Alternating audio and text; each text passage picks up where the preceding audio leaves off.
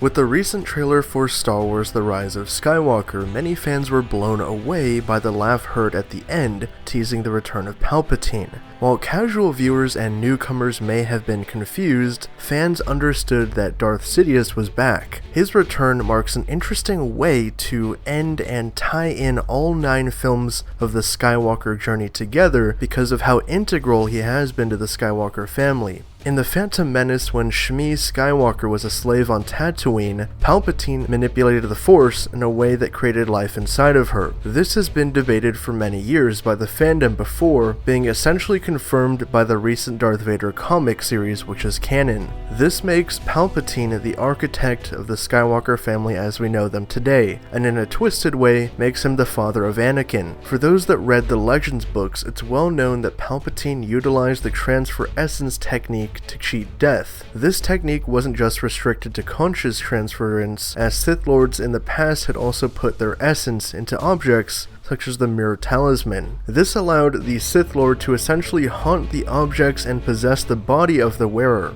Another aspect of powerful Sith Lords such as Palpatine was how their dark energies would corrupt objects or entire environments, even long after death. This was the Legend's explanation for the Dark Side Cave located on Dagobah, as it was corrupted upon the death of the leader of the Dark Jedi hundreds of years before the Battle of Yavin. Like this moment, it's also possible upon Palpatine's death and Return of the Jedi that his dark side energies were focused into an object or environment. A natural environment for his energies to remain would be the location of his throne room upon the second Death Star, which was shown in the recent trailer for The Rise of Skywalker. Now, this would make sense that Palpatine's energies would be focused there versus elsewhere. However, another possibility is that Darth Vader's mask is an object Palpatine focused his dark side energies, which remained upon death. Now, this would make sense because Anakin was constantly being manipulated and exposed to dark side energies by Palpatine in order to corrupt him.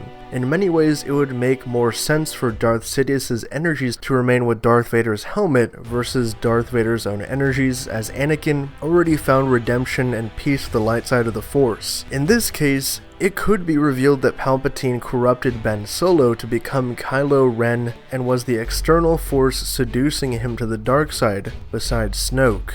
From this point, Palpatine would be corrupting and trying to teach and mold Kylo Ren into what Darth Vader could never be, which was a perfect vessel. While Star Wars hasn't made any hints towards the transfer essence in episodes 7 or 8, it would make sense with Palpatine's character. Kylo would be a great host containing the strong natural connection to the Force without the same physical limitations, being lost limbs in Anakin. The only problem with Kylo Ren would be his mental state, which is conflicted and seemingly will always be for an unknown reason. Now, it is possible that Kylo is naturally on the light side and conflicted due to the influence of Palpatine's spirit via Darth Vader's helmet. It's also possible that this confliction makes Kylo Ren a mentally weak vessel, which would make transferring essence easier for someone with a strong and focused will, such as Palpatine. This theory could also explain how Palpatine is tied into being the main villain of The Rise of Skywalker. Overall, it would be interesting to witness the return of Palpatine as Snoke becomes even more irrelevant.